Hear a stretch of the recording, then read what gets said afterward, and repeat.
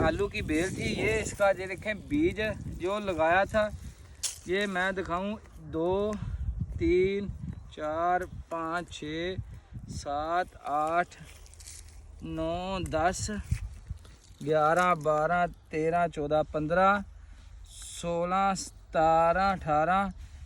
मेरे दोस्तों ये देखें जड़ें साथ हैं। कहीं मेरे दोस्तों के जहन में ये ना आए कि उठा के किसी दूसरी बेल के साथ लगाए हुए हैं, ये नहीं है काम। अल्हम्दुलिल्लाह यही है।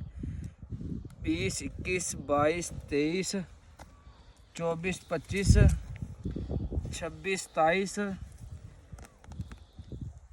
28 29 30 31 32 33। छोटे बड़े 45 आलू है, छोटा भी जो साइज़ बड़ा भी है।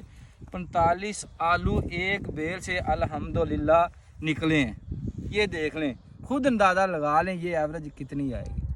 तो इंशाल्लाह नेक्स्ट वीडियो में फिर आएंगे।